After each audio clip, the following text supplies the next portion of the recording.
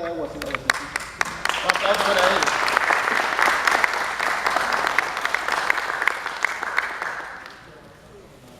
Saben que una de las sorpresas que yo me he llevado, muy agradable por cierto, es ver cómo la iglesia de Hagerstown ha respondido a ese parto. ¿Saben que el sábado estuvimos de parto ayer? Fue un momento en que en esa sesión de parto Dios se dio a luz un niño o niña que le hemos llamado medicina sin dolor.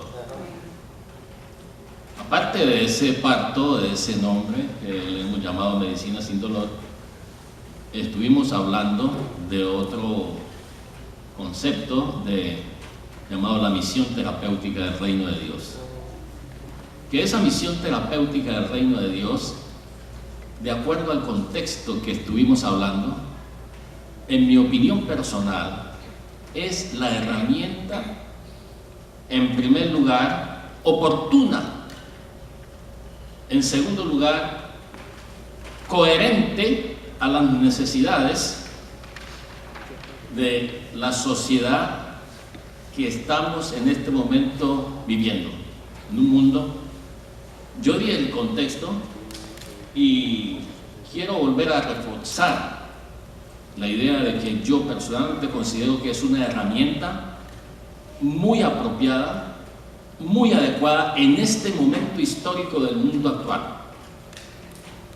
Yo estoy haciendo una propuesta al mundo cristiano, no a la iglesia del Nazareno como tal, al mundo cristiano, porque de hecho estoy trabajando con otros pastores que no son nazarenos, porque esta es una propuesta para el mundo cristiano en general.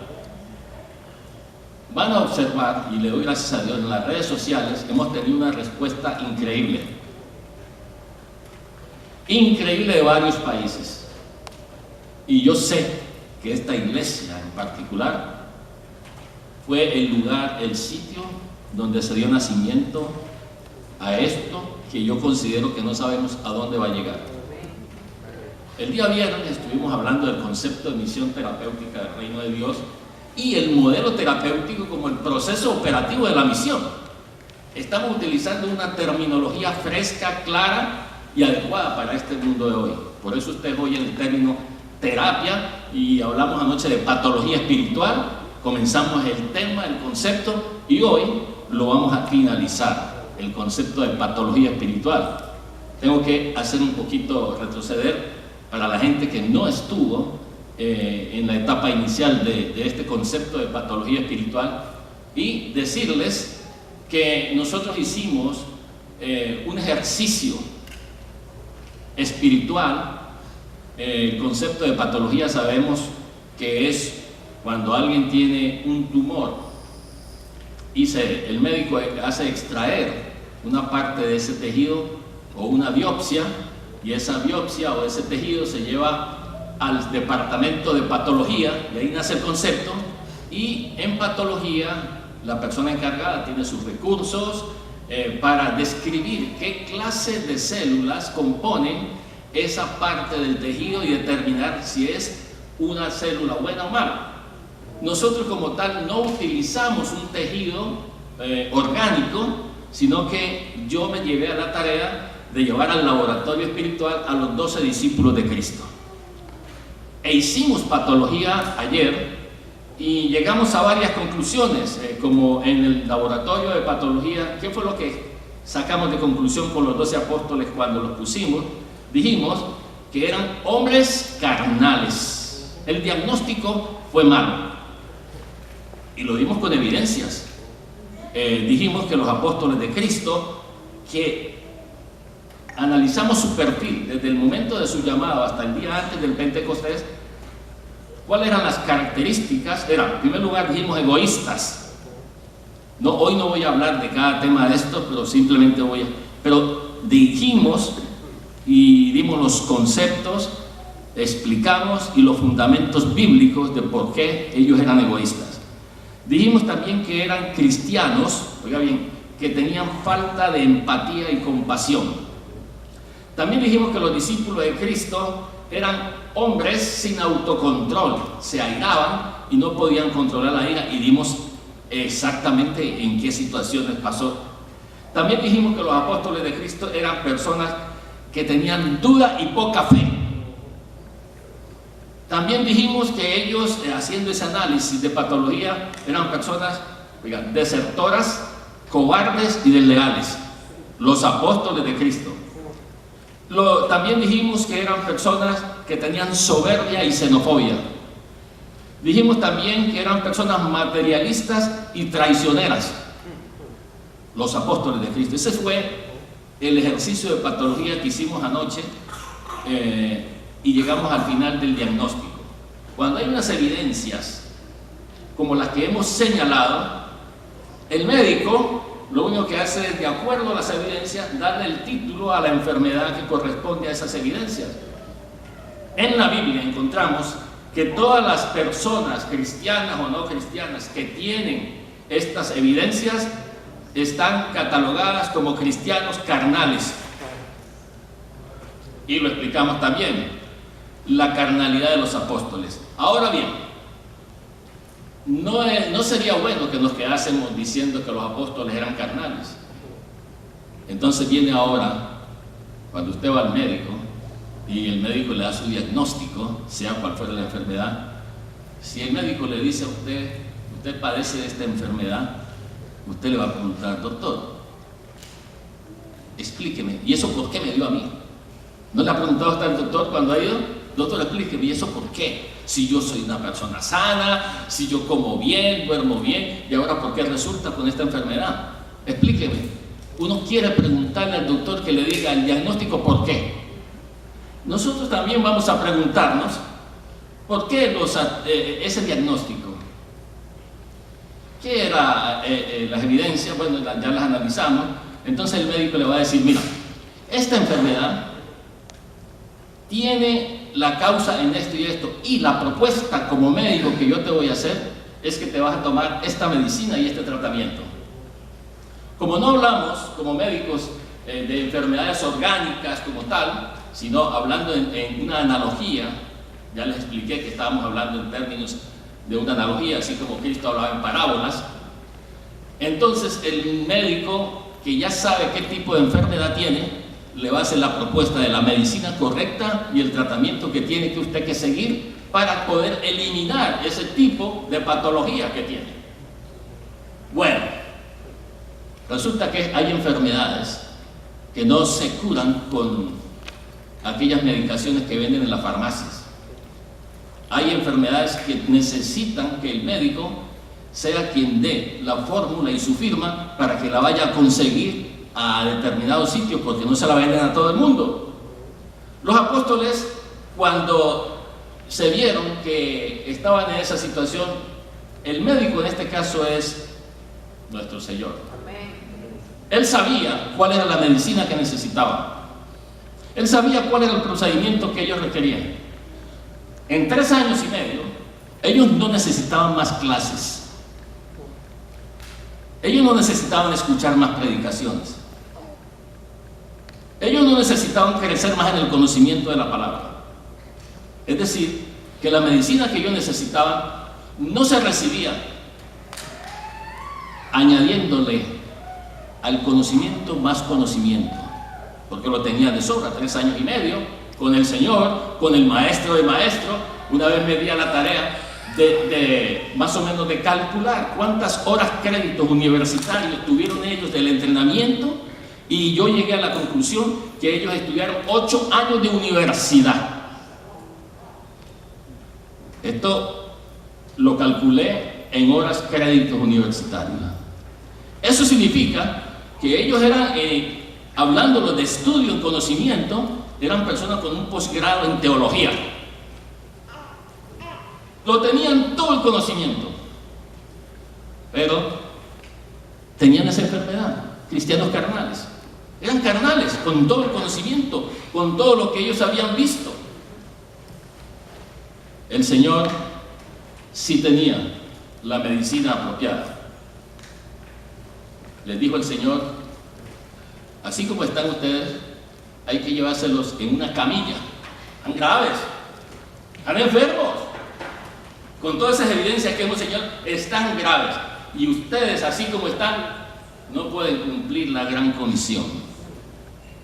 Ustedes, así como están, no pueden ir a predicar y a esperar resultados. Ustedes, así como están, no van a ninguna parte. Quiere decir que el solo conocimiento no es suficiente para cumplir con la gran comisión. Porque si así fuese, iríamos a las universidades a traer teólogos para que hicieran la misión. Así no es. En primer lugar, ellos tenían un llamamiento.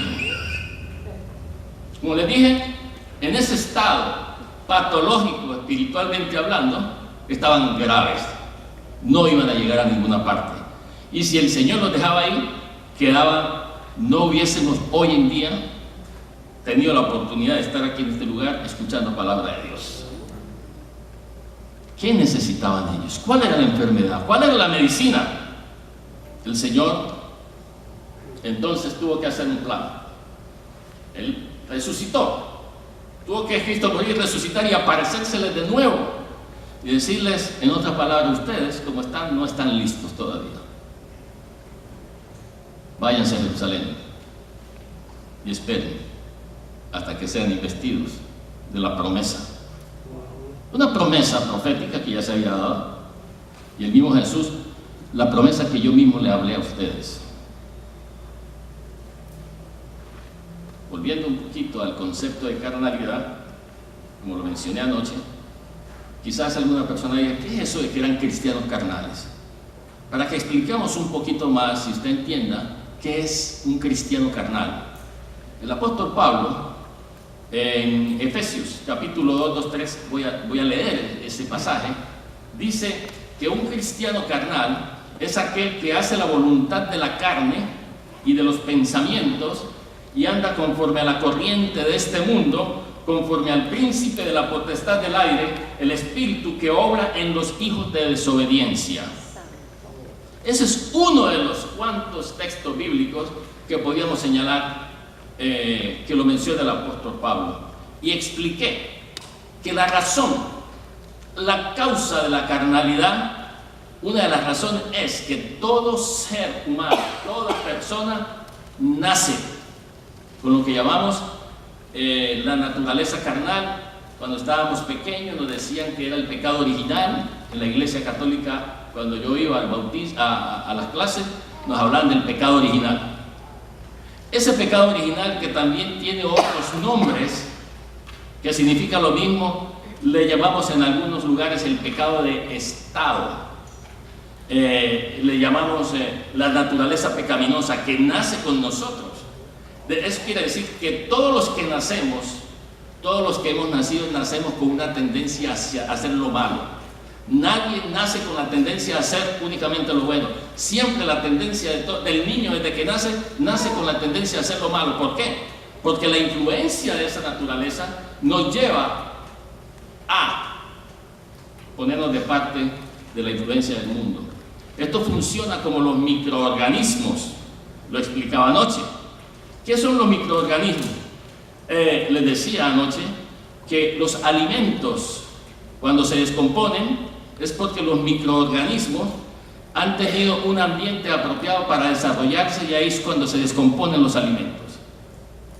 Entonces, nosotros tenemos todos los apóstoles, para explicar un poquito de la carnalidad, un ejemplo como unos microorganismos que cuando les damos el ambiente apropiado, cuando les damos las situaciones que ellos requieren para desarrollarse, entonces esa influencia hace un efecto, y de acuerdo a mis creencias y pensamientos, yo voy a actuar. Los apóstoles de Cristo tenían esa influencia, y todos la tenemos, pero hay una medicina.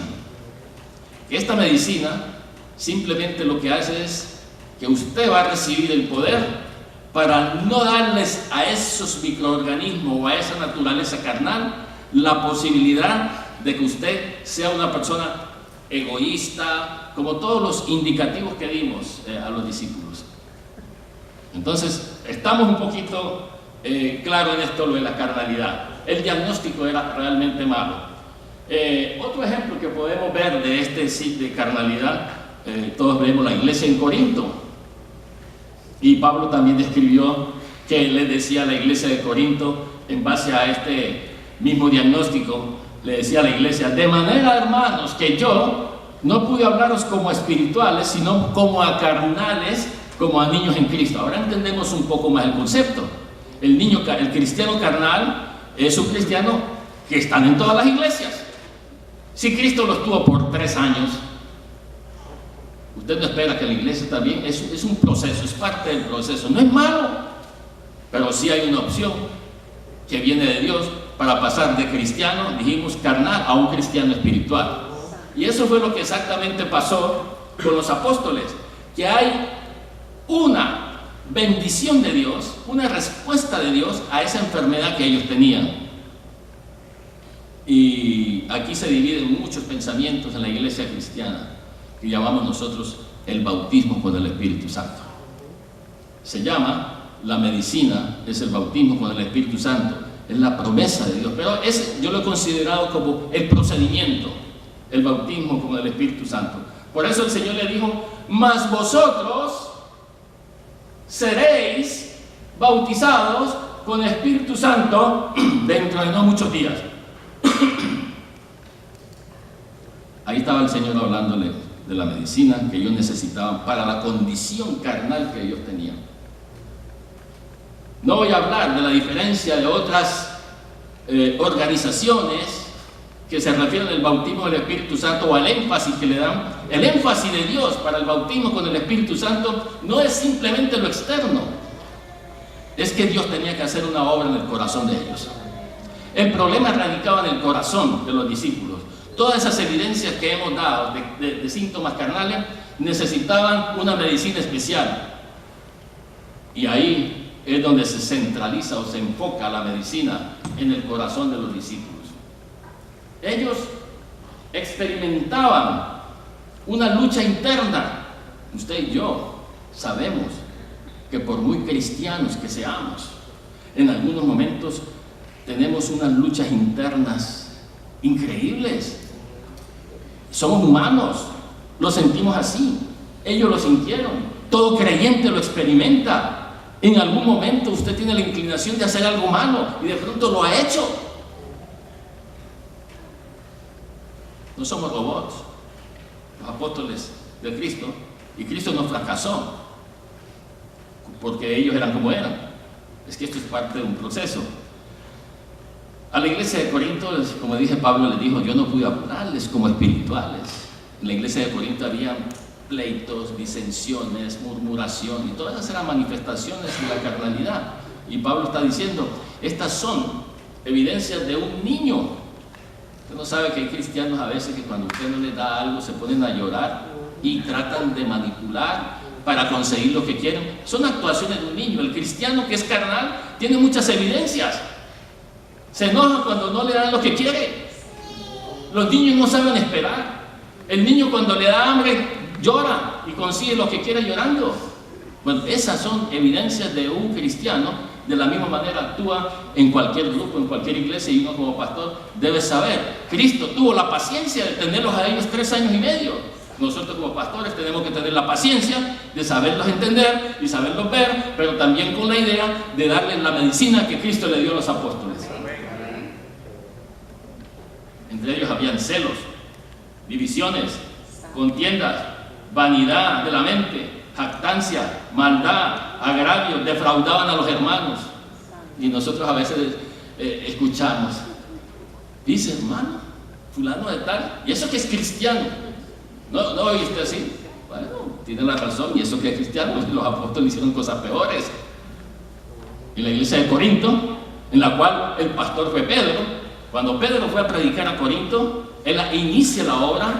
Y una de las cosas que yo veo cuando Pedro fue a Corinto a iniciar la obra, Corinto era una ciudad ubicada geográficamente en un sitio donde el mundo oriental y el mundo occidental pernotaban allí y se almacenaban muchas clases de cultura. Venían clases de pensamiento diferentes, y Pablo decide iniciar la obra en Corinto.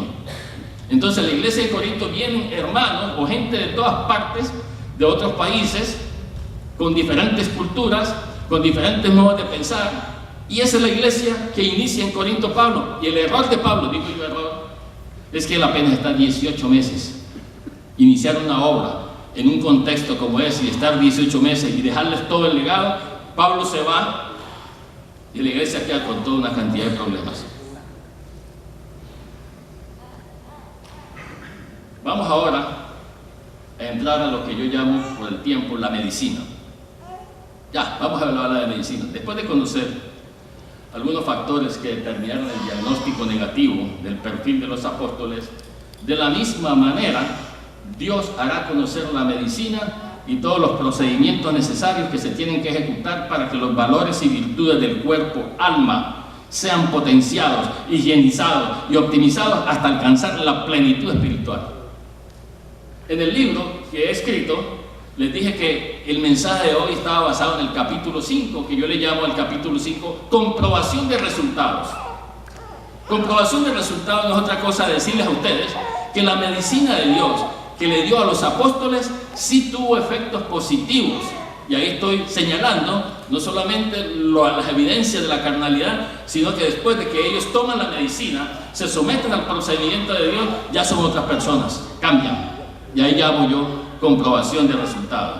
Entonces, ¿en qué consiste la medicina? La medicina, nosotros podemos decir que ya esta medicina en los profetas ya se había anunciado, o sea que los apóstoles no desconocían en un sentido. En Ezequiel capítulo 36, 26 al 27, dice esta medicina, esta es la medicina, la promesa dice, os daré, oiga bien, un corazón nuevo. Vamos a ir despacio. La promesa, esta medicina, como toda medicina, hay que describirla primero. Esta medicina llamada la promesa, dice el Señor, os daré un corazón nuevo. ¿Por qué? Porque la raíz del problema está en el corazón del hombre. Segundo, esta medicina o esta promesa me dice, y pondré un espíritu nuevo dentro de vosotros. Vean ustedes en la Biblia que la palabra espíritu está escrita en minúscula, no en mayúscula. Hay que hacer la diferencia. Cuando él dice, pondré un espíritu nuevo dentro de vosotros, significa que también el espíritu de uno, el hombre, no el espíritu de Dios, tenía que ser cambiado también. O sea, el Señor está hablando de si podíamos comparar, no tanto como una quimioterapia, pero sí un cambio muy radical. La enfermedad era grave bastante para decir que necesita un corazón nuevo y un nuevo espíritu, y le dice, y quitaré. Anoche hablaba del concepto de potenciar, por eso yo aplico este concepto de potenciar. Quitaré de vuestra carne el corazón de piedra. Es decir, hay un trasplante que se tiene que hacer. Y os daré un corazón de carne. Y pondré dentro de vosotros, ahí está, en mayúscula, mi espíritu. Después de que ya se haga toda esta potenciación, toda esta limpieza, entonces ahora sí voy a poner mi espíritu. Literalmente dice, y entonces cuando esto sea un hecho, haré, oiga bien, haré que andéis en mis estatutos y guardéis mis preceptos y lo pongáis por obra. Yo había pedido que nos pusieran pero este es el diagrama de la medicina que yo tengo, no lo pudimos sacar aquí, pero en este cuadro sinóptico he dibujado la medicina con cada una de sus partes.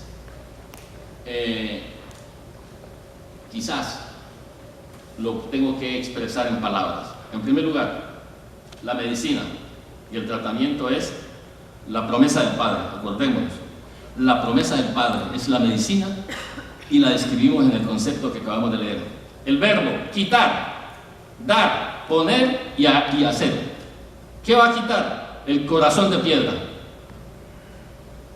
En términos espirituales, un corazón de piedra es un corazón, como los apóstoles dijimos, no tenían compasión, ellos no sentían empatía por nadie, por nadie. El que tiene corazón de piedra, lógicamente obedece a un cristiano carnal. No me interesa tu problema, no me interesa lo que sientas, no me duele lo que está pasando. Un corazón de piedra es un corazón que no siente. Por lo tanto, necesitaban cambiar ese corazón a un corazón sensible, de carne, que le llaman. Un corazón de carne es un corazón sensible, y podríamos explicarlo esto.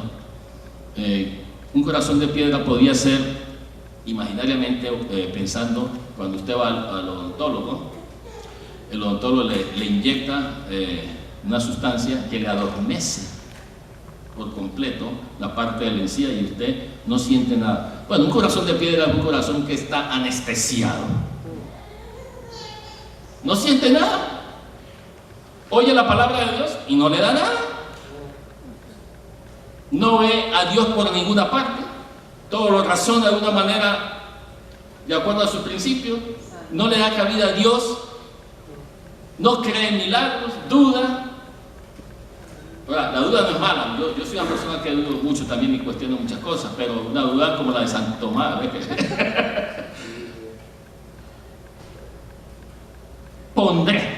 O sea que hay una obra, cuando yo digo que esto no se aprende en clases de escuela dominical, es una obra que directamente hace Dios. Una experiencia que ellos tenían. Ellos se fueron a Jerusalén y quedaron ahí sentaditos. ¿Y sabe qué me llama la atención? Ellos esperaron más de 10 días.